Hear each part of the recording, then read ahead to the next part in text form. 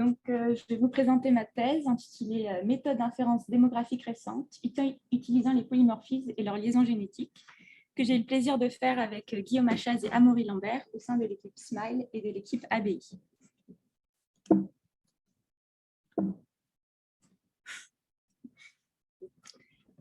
Nous sommes actuellement dans la 6e crise d'extinction. De nombreuses espèces ont vu leur population diminuer dans les 100-150 dernières années. Par exemple, 25% des mammifères sont actuellement en voie d'extinction. Un des outils qui est utilisé pour évaluer cette crise est la liste rouge des espèces menacées de l'UICN, qui attribue des statuts de conservation qui vont de préoccupation mineure à éteint avec différents niveaux de menace. Les critères qui sont utilisés pour faire ces statuts sont basés par exemple sur un suivi de la population au cours du temps ou un suivi de la taille de l'aire géographique des espèces au cours du temps. Ces critères s'appliquent facilement à certaines espèces et plus difficilement à d'autres. Donc, par exemple, nous avons ici les espèces évaluées suivant différentes catégories, le pourcentage de chaque espèce et ici les espèces connues. Donc, on peut remarquer que 69% des vertébrés ont un statut de conservation et seulement 2% des invertébrés, alors qu'ils représentent plus de la moitié de la biodiversité qui est connue sur Terre. En effet, seulement 6% des espèces décrites ont un statut de conservation. C'est pour cela qu'il est nécessaire de mettre en place une nouvelle méthode pour connaître la démographie récente des espèces. Donc, c'est ce que j'ai fait pendant ma thèse. Donc, pour cela, j'ai utilisé des données génétiques, génomiques. En fait, il est possible de retracer l'histoire évolutive d'une population à partir de l'ADN de ces individus. Donc, par exemple, ici, je vous illustre un logiciel qui s'appelle PSMC et à partir du génome d'un individu diploïde, arrive à retracer une partie de l'histoire de la population. Donc ici, on a un indicateur de la taille de la population en fonction du temps. Et on peut voir que pour des temps plus récents, donc les temps récents ici, ça va être 10 000 ans. Et donc nous, on s'intéresserait à des temps encore plus récents. Il existe d'autres méthodes qui se basent notamment sur les fréquences de mutation et les recombinaisons de deux informations dont je vais vous parler tout de suite. Donc le lien entre une taille de population et la séquence d'ADN des individus de cette population. Donc, c'est comme ça que je vais représenter des populations. Donc, ici, nous avons le temps présent et ici, le passé. Et en fait, si on échantillonne des individus au temps présent, il est possible de prendre en compte leur généalogie. Et en fait, le long de cette généalogie, deux types d'événements vont se produire. Donc, des événements de mutation représentés en bleu et des événements de recombinaison en rouge. Et donc, quand on va échantillonner le génome d'individus au temps présent, on va pouvoir voir des marques de ces événements. Donc, je vais représenter chaque génome. Donc, maintenant, ce n'est plus que des génomes haploïdes d'individus par un trait. Donc, ici, en bleu, on a la marque de la mutation, donc les allèles qui vont varier. Ici, ça va être l'emplacement où a lieu la recombinaison. Donc, pour vous parler un peu plus des modèles qui sont derrière tout ça, j'ai représenté ici une population avec 2 générations, donc chaque colonne est une génération. Lors de ces générations, un individu peut se reproduire ou non. Donc, par exemple, le premier individu ne s'est pas reproduit, le deuxième individu s'est reproduit une fois, et celui-là 2 fois. Et donc, si on itère sur ces générations, on va voir un peu l'histoire de la population. Et donc, si on échantillonne différents individus, on va avoir la généalogie de ces individus, donc, avec différents nœuds qu'on appellera événements de coalescence. Et en itérant de nouveau, on obtient un arbre de coalescence. Donc, cet arbre de coalescence va dépendre notamment de la taille de la population. Plus une population est grande, plus il faut remonter de nombreuses générations pour trouver un ancêtre commun à 2 individus. Donc, on aura un grand arbre, mais également de la loi de reproduction de ces individus. En effet, ici, je vous ai représenté seulement un individu qui pouvait se produire 0, 1 ou 2 fois, mais il y a d'autres possibilités, bien sûr. Et donc, nous, on a accès aux séquences d'ADN des individus au temps présent. Donc, il existe différents modèles. Je vais vous en parler de 2 différents aujourd'hui. Donc, du coalescent optimal en premier. Donc, le nombre de descendants par individu est en moyenne 1. Il y a une faible variance du modèle du succès reproducteur. Et en fait, c'est le modèle de référence actuellement utilisé.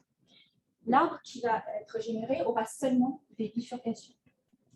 Alors que si on considère un autre modèle, comme un modèle à coalescence multiple, on aura également un nombre moyen de descendants qui sera égal à 1, mais en fait, on va autoriser une large variance dans le succès reproducteur. Cela peut être généré par des processus neutres, donc simplement de nombreuses gamètes qui sont produites par chaque individu, ou des processus sélectifs, donc par exemple un individu qui aurait un avantage dans la population.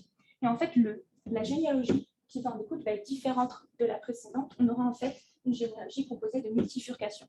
Donc à partir de un nœud, de nombreuses branches vont en découler.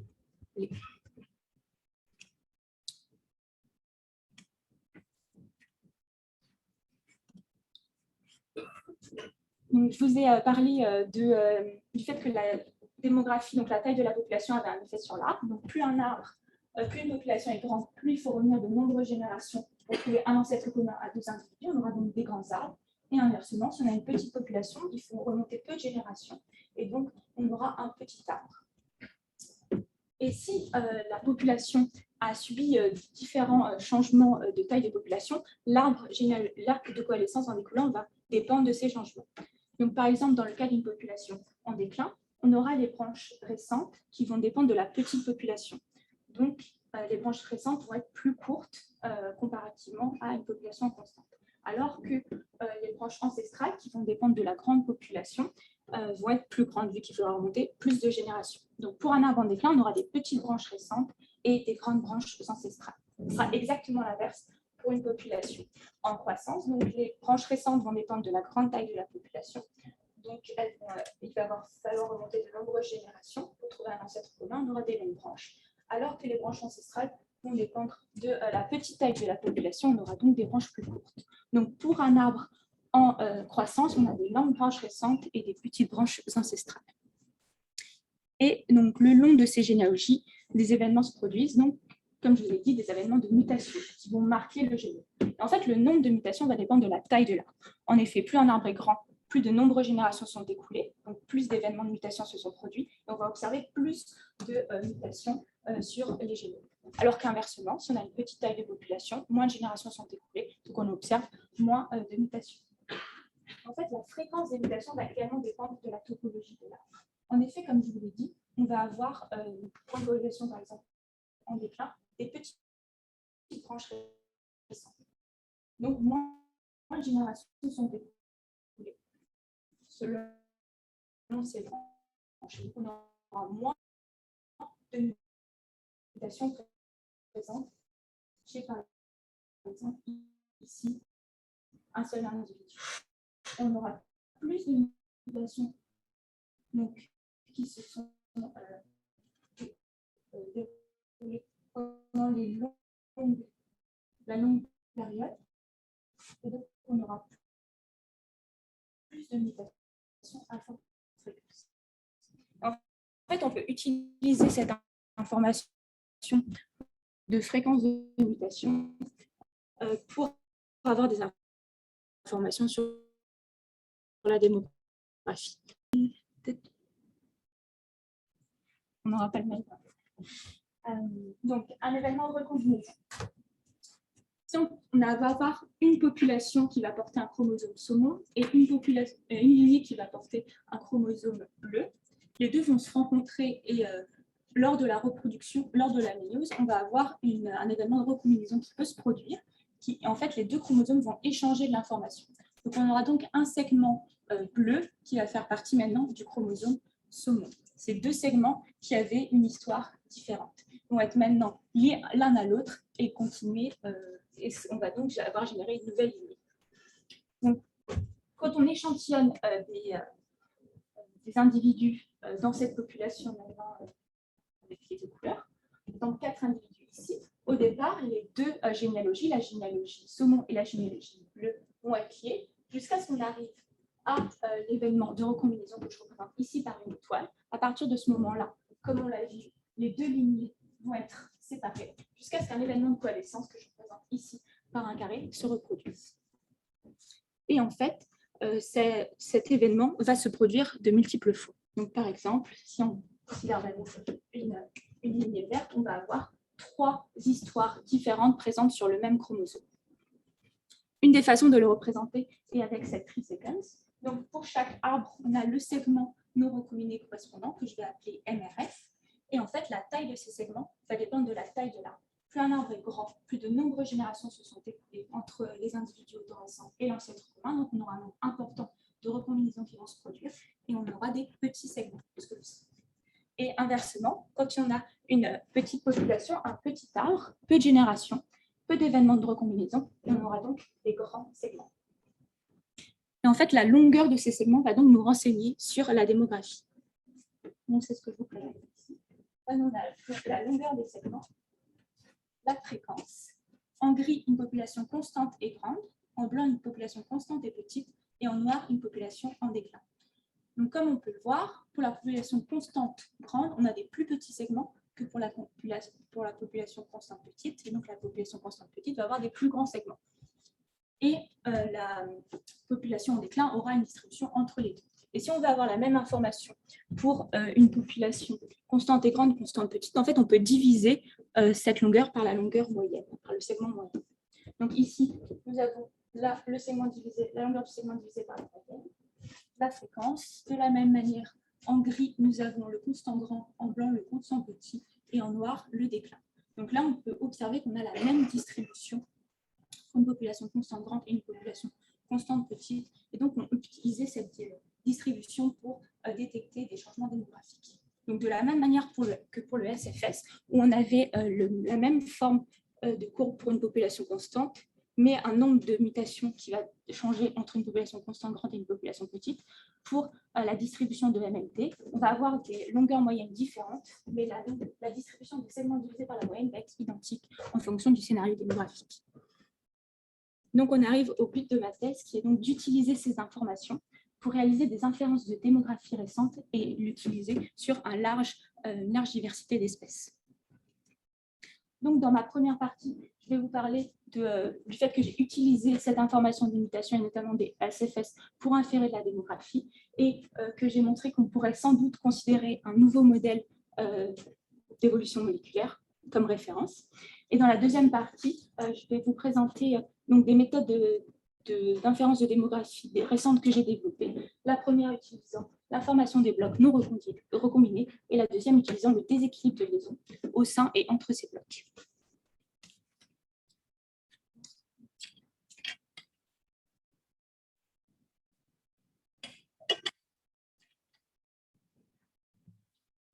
Dans cette première partie, je vais vous parler des mutations et de leur utilisation pour inférer de la démographie. Donc, pour cela, on a récolté plutôt, des SFS de 45 espèces différentes en essayant d'avoir une large diversité sur l'arbre de la vie. Donc, on a des bactéries, des plantes, des invertébrés et des vertébrés. Et en fait, on a inféré deux types de modèles, un modèle de coalescence multiple et un modèle de Killmann. Donc, je vais vous expliquer un peu la différence entre les deux. Donc, pour un modèle de coalescence multiple, en fait, on va avoir un paramètre, alpha, qui va être le paramètre du taux de coalescence multiple. Donc, pour un alpha égale 0, on aura une généalogie qui va être une généalogie en étoile, avec seulement un nœud qui va générer toutes les branches. Et on aura, pour alpha égale 2, une coalescence avec seulement des bifurcations correspondant à une coalescence de Killmann. Donc, en fait, le coalescent Killmann est compris dans le MMC. Donc, quel va être l'effet de ce modèle sur le spectre de fréquence? Donc, ici, on a la fréquence de l'allèle dans la population. Ici, notre transformation. Toujours en noir, on a notre population constante sous un modèle de Killmann. En fait, plus la couleur est rouge, plus le alpha est fort. Donc, plus le taux de coalescence multiple va être important. En fait, plus on aura de coalescence multiple, plus on aura un excès de segments de mutation à faible fréquence et un excès de mutation à forte fréquence. Cela va être généré du coup par les multifurcations. En effet, quand on a de nombreuses multifurcations, on va avoir de nombreuses branches qui soutiennent seulement un individu, donc on va avoir peu d'individus. Là, c'est ce qui va générer notre excès de mutation à faible fréquence. Et on aura du coup ces branches précédant les multifurcations qui vont soutenir plus d'individus. Donc, chaque mutation qui affectera cette branche sera portée par de nombreux individus. Et donc, ce qu'on a fait, c'est qu'on a inféré ces deux modèles sur nos 45 SFS. Donc, on a inféré un modèle de Killmann et un modèle de MMC. Donc, à chaque fois, donc pour le modèle de MMC, on a affaire du coup alpha, donc le taux de coalescence multiple. Et pour les deux modèles, on va inférer un modèle de démographie, une croissance exponentielle, et un paramètre d'erreur. Puisque, en fait, si nous avons par exemple dans notre population deux allèles, une allèle A et T, il est difficile de savoir si cette allèle est présente chez un individu ou si une mutation est présente chez un individu ou chez tous les individus sauf un. Pour cela, en fait, il faut savoir la nature de l'allèle ancestrale. Une des façons de connaître, d'avoir une idée de cette allèle ancestrale est d'utiliser une espèce sœur. Et là, deux scénarios différents peuvent se produire. Donc, le plus probable, si l'espèce sœur a également un A, donc c'est que l'allèle ancestral, que l'espèce ancestrale aurait un A et qu'une mutation s'est produite. Cependant, cela est moins probable, mais il y a la possibilité que l'allèle ancestral ait un T et que deux mutations se sont produites. Donc si on a affaire à un A, on fait une erreur, on va estimer avec notre paramètre.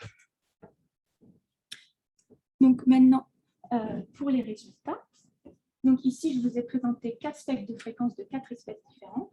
Donc, la fréquence de la population, la transformée. En noir, on a les données observées. En rouge, on a le meilleur coalescence sous le modèle de MMC. Et en gris, on a le meilleur coalescence sous le modèle de Klein.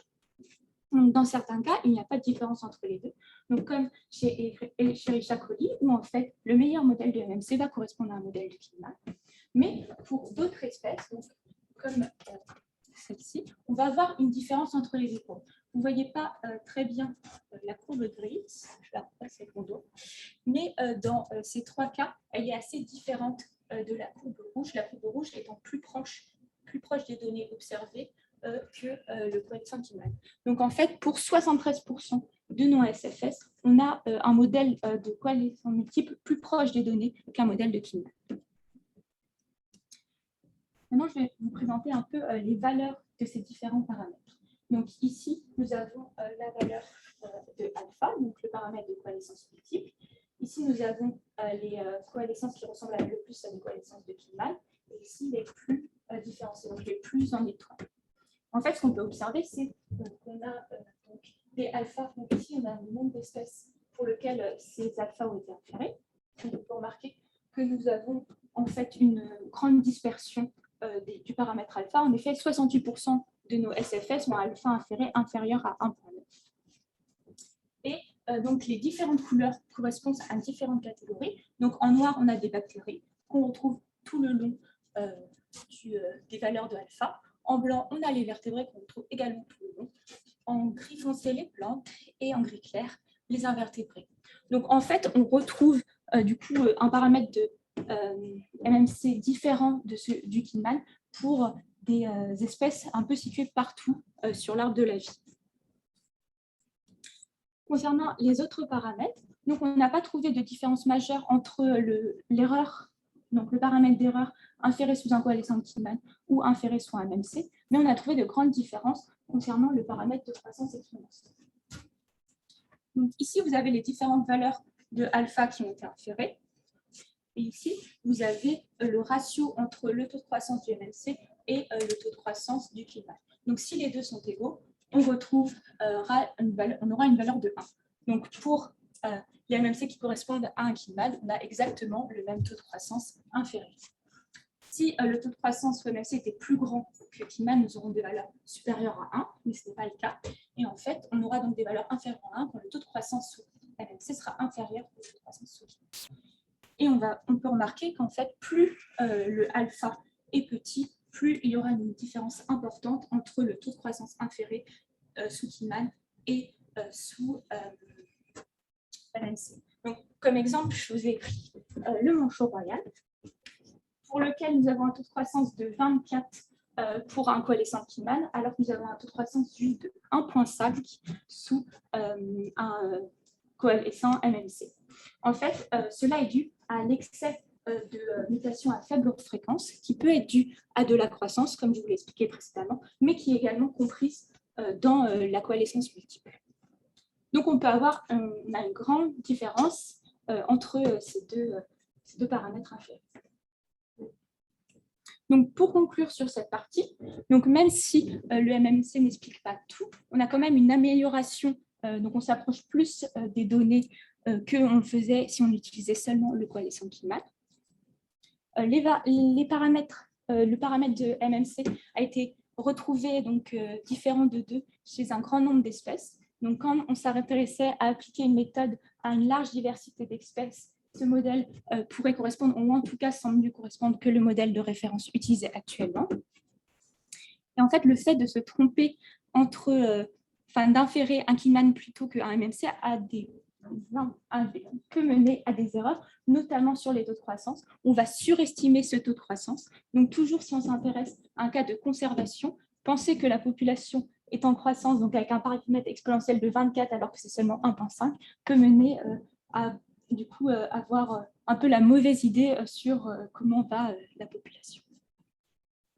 Donc, dans cette partie, je vous ai présenté un nouveau modèle qui pourrait s'appliquer à plus d'espèces. Et maintenant, je vais vous parler plus précisément d'inférences de démographie récente.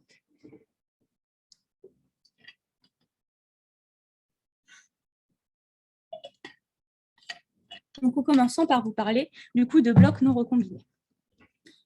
Je vais m'intéresser à un scénario en particulier qui est le scénario suivant. Donc, on a un seul changement de taille de population qui est brutal. Donc, la population qui est à l'heure actuelle de taille N0 a changé à un temps tôt avec une force kappa. La population était kappa fois plus grande avant le changement. Donc, si kappa égale à 1, on n'a pas de changement de taille de population. Si kappa est supérieur à 1, la population était plus grande avant, donc nous avons un déclin. Et si kappa est inférieur à 1, la population était plus petite avant le changement, et donc cela correspond à une croissance. Donc, tout d'abord, je vais vous parler un peu de pourquoi est-ce qu'on s'intéresse à ces blocs non recombinés en vous parlant des limites du SFS. Donc, c'est un travail que j'ai fait avec un stagiaire, Pierre Lambert. Donc, ici, j'ai comparé le SFS suivant sous mon scénario à un SFS de population constante. Donc, ici, nous avons les temps tôt, pour les temps anciens, les temps récents. Avec ici la force kappa, donc les déclins sont ici, la croissance ici, et en blanc, nous avons la population constante. Plus c'est bleu, plus le SFS simulé correspond au SFS constant, et plus c'est jaune, plus le SFS simulé est différent du SFS constant. Donc, ce qu'on peut remarquer, c'est que pour les temps très anciens, on ne va pas avoir de différence entre le SFS constant et le SFS simulé, puisque en fait, l'ancêtre commun le plus récent sera plus récent que le changement. Donc, le changement aura lieu plus tard, l'arbre de coalescence ne va pas être impacté par ce changement, et donc on ne verra pas de différence dans le SFS. L'autre chose intéressante, c'est que nous n'avons pas une symétrie. En effet, on va être capable de détecter certaines croissances très récentes, mais ça ne va pas être le cas pour les déclins. En fait, cela est dû au fait que ce n'est pas la même chose. Donc, pour une population en déclin, en fait, on va avoir des petites branches. Les branches vont être petites de par la taille de la population et vont être très vite noyées par l'information des branches plus anciennes qui vont être beaucoup plus grandes. Donc, il y aura plus de mutations à se produire. On va avoir très peu, quasiment pas, de mutations qui vont se produire dans ces branches. Pas affectées par le changement, vont être plus grandes que les autres. Donc, elles vont avoir plus facilement, on verra plus facilement des mutations qui vont arriver, vont avoir plus de poids. Et en fait, plus sa différence va être importante, plus on va être capable de détecter, observer un événement de recombinaison au milieu. Donc, comme je vous l'ai dit, on n'est pas capable de détecter tous les événements. Par exemple, entre cet arbre-là et cet arbre-ci, en fait, on n'a pas de différence de topologie majeure, on a seulement une différence dans la longueur des branches. On ne sera jamais capable de détecter ce changement avec un test de 4 km. Cependant, entre cet arbre-là et cet arbre-ci, on a une différence donc de topologie, mais pour être capable de détecter cette recombinaison, il faut qu'une mutation soit apparue sur cette branche avant l'événement et sur cette branche après. Donc ici, on avait deux événements de recombinaison et on est capable d'en faire. Et c'est ce qu'on va faire sur l'ensemble du génome. Donc, on va prendre un alignement multiple, regarder toutes les paires de sites et inférer des événements de recombinaison. Donc cette méthode que j'ai développée est assez rapide puisqu'on peut découper 10 génomes en moins de 16 secondes. Et donc, on va avoir ces nouveaux blocs que j'appelle MLP, ici en noir, qui vont comprendre plusieurs blocs MRF. Donc, leur longueur va dépendre bien sûr de la longueur des MRF, mais aussi de notre capacité à détecter un événement de recombinaison. Cette capacité qui va dépendre de la démographie. Donc, ici, je définis 4 types d'événements de recombinaison. Donc, en considérant les deux locus et le changement en fait, de l'arbre entre ces deux locus. Donc, on aura une recombinaison cachée qui ne va produire aucun changement entre les deux arbres, on ne sera jamais capable de détecter. Une recombinaison silencieuse, donc on aura juste un changement de la taille des branches qui ne sera pas détectable avec les tests de 4 gamètes. Une recombinaison discrète, où en fait on aura un changement dans la topologie, mais pas dans la topologie racinée. On ne sera également pas capable de le détecter avec les tests de 4 gamètes. Et enfin, la recombinaison incompatible, celle qu'on est capable de détecter. Et donc, pour m'intéresser à la fréquence de chaque recombinaison, j'ai simulé un arbre sous un scénario, simulé un événement de recombinaison et j'ai regardé la nature de cet événement. Donc, c'est ce que je représente ici. Donc, on a 3 scénarios différents, donc une population constante, une population en croissance et une population en déclin, et la fréquence de chacun des types d'événements de recombinaison. En noir, les incompatibles, en gris, les gris foncé et discrets, gris clair, les silencieux, et en blanc, les cachés. En fait, la fréquence de chaque type d'événement de recombinaison va dépendre de notre scénario démographique. Donc, par exemple, pour une population en déclin, on va avoir de nombreuses recombinaisons silencieuses. Puisqu'en fait, la population en déclin, on va avoir des longues branches ancestrales dans lesquelles vont se produire de nombreux événements de recombinaison qu'on ne va pas être capable de détecter. Alors qu'à l'inverse, dans une population en croissance, on a de longues branches récentes dans lesquelles vont plus facilement se produire des recombinaisons incompatibles. Et donc, de nouveau, ça va être pour le cas d'une population en déclin qu'on aura le plus de mal à détecter des recombinaisons. Donc, maintenant, je me suis intéressée donc, à la taille de ces segments en fonction des différents scénarios démographiques. Donc, ici, on a la taille du segment. Ici, la fréquence. En gris, une population constante et grande. En blanc, une population constante et petite. Et en noir, une population en déclin. Donc, de la même manière que pour les blocs MRF, on va avoir des blocs plus petits pour une population plus grande et des blocs plus grands pour une population plus petite. Et la population en déclin aura une distribution entre les deux. Toujours pour avoir la même information si une population est constante et grande, constante et petite, on va diviser ces longueurs par la longueur moyenne. Donc ici, on a la longueur divisée par la longueur moyenne. Ici, la fréquence. En gris et blanc, les deux populations constantes. Et en noir, la population en déclin. Et on remarque donc un excès de segments à faible fréquence et un excès de segments à forte fréquence. Et on va utiliser cet excès pour détecter ce changement démographique. Donc, pour cela, je vais simuler 10 000 génomes sous une population constante, conserver cette proportion de grands segments et de petits segments, déterminer à l'aide d'un certain risque un seuil, et après, je vais simuler un génome en déclin, compter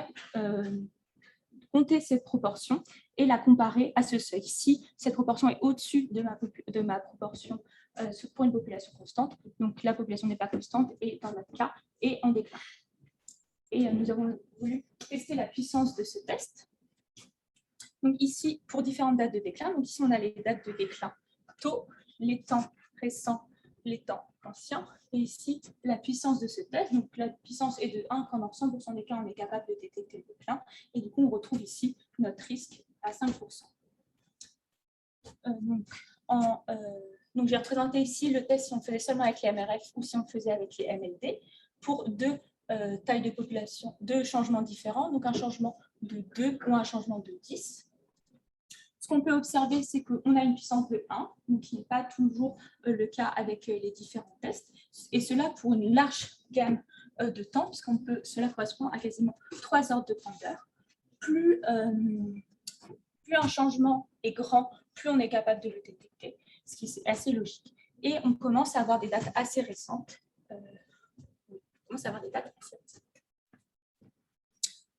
On a voulu comparer cette distribution avec la distribution des SFS. pour voir quelles informations elles donnaient. Donc, j'ai simulé un scénario de déclin qui va être représenté par la croix rouge. Et je vais simuler d'autres scénarios, comparer leur distribution à la distribution de mon scénario rouge. Plus les distributions sont similaires, plus c'est jaune, plus les distributions sont différentes, plus c'est violet. Et pour du coup des dates de déclin différentes, récentes, anciennes, et une force de déclin différente. Donc on peut observer, donc j'ai fait ça pour les SFS, pour les MLD et pour la distribution jointe des deux. Pour les SFS, on va avoir la partie jaune qui va être située autour de la bonne date de déclin. En fait, cela va correspondre au nombre de branches qui vont être infectées dans l'arbre de conaissance. Donc, le SFS nous permet d'avoir très bonne information sur la date de déclin. Le MLD, à l'opposé, va avoir une partie jaune qui correspond à la bonne force de déclin. En fait, cela va correspondre à la taille des blocs qui sont mélangés. Donc, on a un SFS qui nous indique la bonne date de déclin, une distribution de MLD qui nous informe sur la bonne force de déclin. Et du coup, en combinant les deux, on arrive à avoir du coup cette partie jaune qui se situe autour de notre scénario recherché. Donc, en réussissant en combinant ces statistiques, le SFS basé sur la mutation, la distribution de MLD basée sur la recombinaison, on arrive à améliorer, à affiner nos inférences. Donc, pour conclure sur cette partie, j'ai défini des blocs MLD qui sont compatibles avec une seule topologie. Les longueurs de ces blocs dépendent de la démographie et peuvent être utilisées pour inférer, enfin pour détecter des déclins. Et l'information contenue dans cette distribution n'est pas la même que l'information des SFS, donc en combinant ces deux informations, on arrive à affiner nos inférences.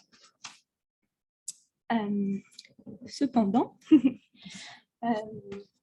on a voulu appliquer du coup cette distribution de MLD, réussir à la mesurer sur des données réelles, et on a rencontré une problématique assez importante. Donc ici, nous avons, je vais vous représenter le chromosome 1, le début, la fin, et donc en couleur, c'est des endroits dans le génome qui ne sont pas séquencés et qui sont visibles à cette échelle. Puisqu'en fait, donc pour le Yoruba qui est en rouge, on a 42 000 morceaux non séquencés et pour le gorille, on en a 800 000. Et en fait, chaque morceau non séquencé va nous empêcher de mesurer le bloc MLD, le contenant. Ce qui va nous poser du coup un problème pour utiliser cette distribution de MLD à l'heure actuelle qu'on n'a pas encore réussi à résoudre. C'est pour cela que je me suis intéressée à un autre type d'information. Donc cette fois-ci, je vais vous parler de méthodes d'inférence utilisant le déséquilibre de liaison au sein et entre les blocs.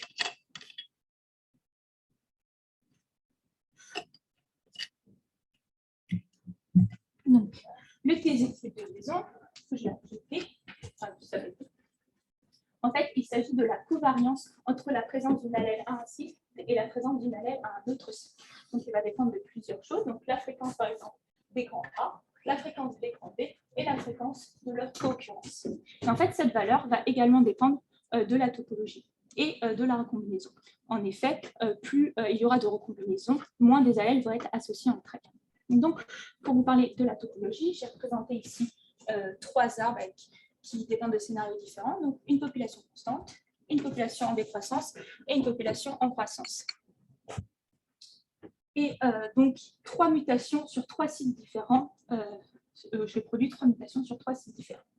Donc, quand on s'intéresse à la population constante, donc on a ces grandes branches récentes qui soutiennent peu d'individus.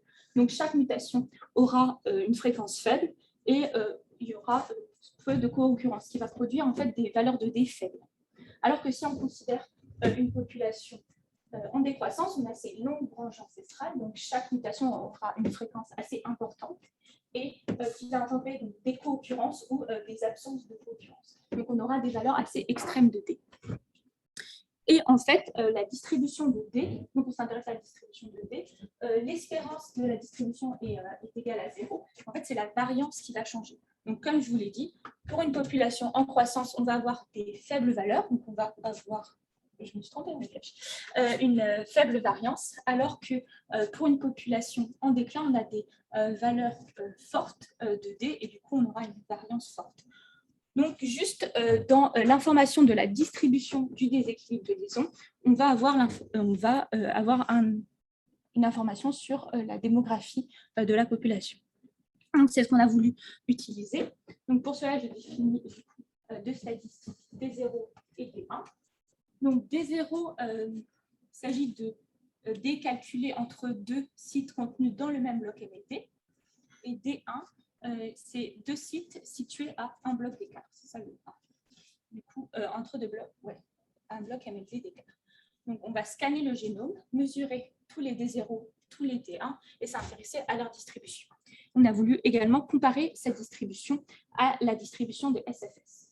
On considère trois populations différentes, des humains, des gorilles et des bonobos, et on va essayer d'inférer un scénario démographique, donc un changement de taille de population. Et on va utiliser pour cela et les comparer les distributions D0, SFS D0 et D1, et également la distribution jointe. Donc tout d'abord, les Yoruba. Donc, ce que j'ai fait, c'est que j'ai simulé un scénario avec un certain taux, un certain kappa. J'ai regardé la distribution du SFS et les comparé à celle des données. Plus c'est jaune, plus les distributions sont similaires. Plus c'est bleu foncé, plus les distributions sont différentes. Le rouge correspond à l'endroit où les distributions sont le plus similaires. Donc, en blanc, nous avons notre population constante, enfin le paramètre de population constante. Ici, les croissances, ici, les décroissances.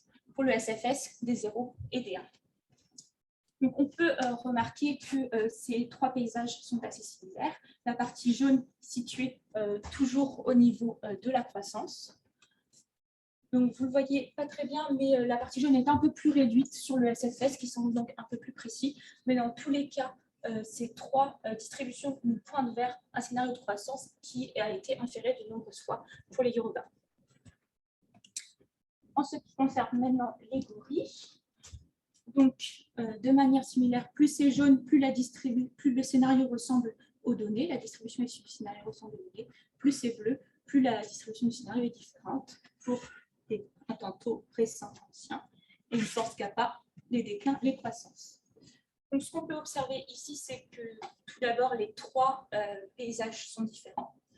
En effet, la partie jaune du SFS, toujours on ne voit pas très bien, et nous pointe plutôt vers une croissance. Or, les gorilles sont connus pour être quand même en déclin. Et par contre, des zéros nous pointent vers une décroissance plus récente et des 1 vers une décroissance plus ancienne.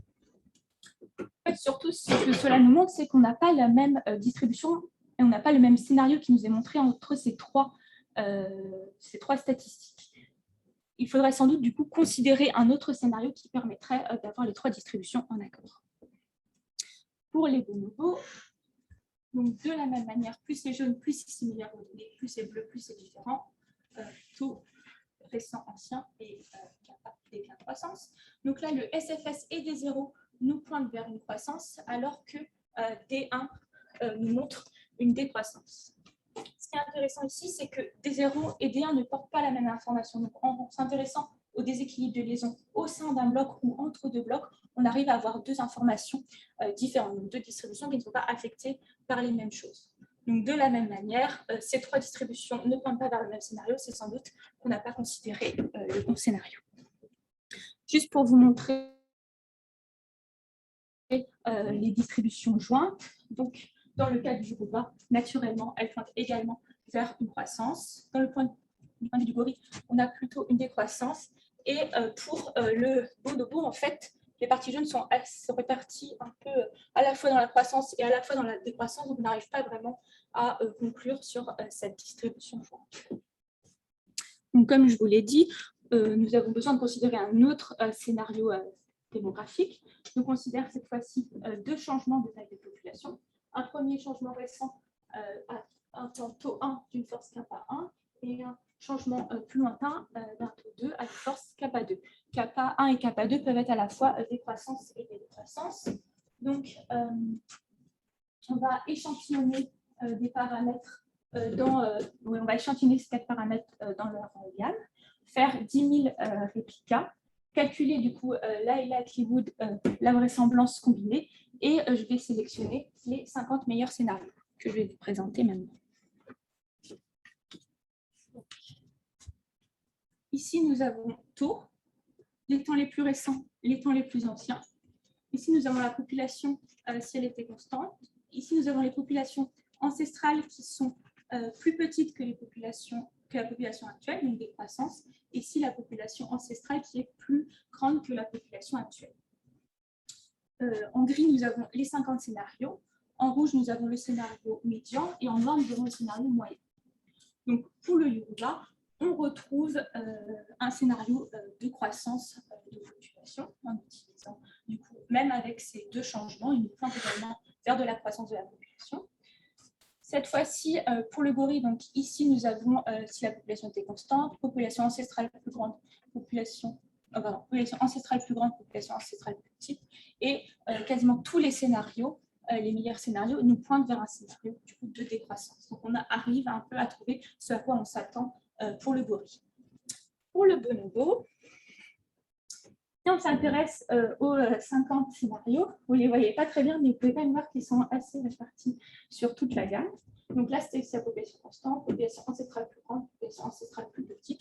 Et en fait, si on s'intéresse du coup au scénario médian et moyen, on aurait envie de prédire, d'inférer une décroissance ancienne avec une croissance récente. Cependant, les 50 scénarios pointent tout de même vers des choses assez différentes et je pense personnellement que ça pointe plutôt vers un problème encore de modèle et un autre qu'il faudrait encore considérer, un autre scénario. Donc, pour conclure sur cette partie, donc, le déséquilibre de liaison réussit à résumer l'information à la fois des mutations et des recombinaisons. On peut l'utiliser, donc, comme je vous l'ai montré, avec des 0 et des 1 pour inférer de la démographie, puisqu'il dépend de la démographie. Et en utilisant 3 statistiques différentes qui sont mesurées sur exactement les mêmes données, on arrive à avoir des informations différentes qui nous aident à identifier un scénario. Donc maintenant, pour conclure plus généralement sur ma thèse, donc je vous ai montré un modèle d'évolution moléculaire qui est plus global que le Kinman, qui permet de prendre en compte plus d'histoires évolutives différentes et qui s'ajuste mieux aux données, notamment sur une large gamme d'espèces. Je vous ai également montré qu'en combinant des statistiques différentes qui ne sont pas basées sur la même information, donc soit l'information des mutations, soit l'information des recombinaisons. Donc, on n'a pas exactement du coup, la même information, ce qui nous permet d'affiner nos inférences, donc, comme notamment avec le SFS et le MLD qui nous informent différemment sur la force et la date du déclin. Et plus généralement, en fait, chaque statistique n'est pas influencée de la même façon par l'histoire évolutive. Et donc, en utilisant plus qu'une, on arrive à avoir donc, de l'information plus précise sur notre modèle et nous permettre de choisir entre différents scénarios. Pour aller plus loin, ce que j'aimerais, ce serait utiliser donc, cette information de liaison pour inférer donc, autre chose que de la démographie, par exemple de la structure, et voir à quel point cela impacte mes statistiques.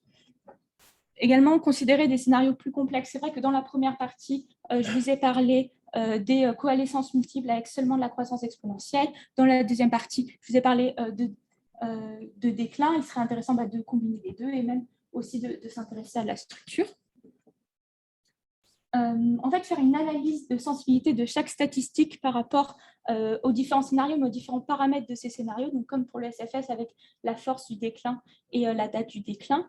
Ça nous permettrait tout simplement d'affiner nos inférences. En fait, ce que j'aimerais, ce serait pouvoir en fait, connaître la combinaison de statistiques à utiliser pour réussir à différencier les scénarios. On sait par exemple qu'un SFS peut être produit, le même SFS peut être produit par un scénario de structure et un scénario démographique. Donc, il serait intéressant de savoir quelles statistiques combiner pour réussir à les différencier.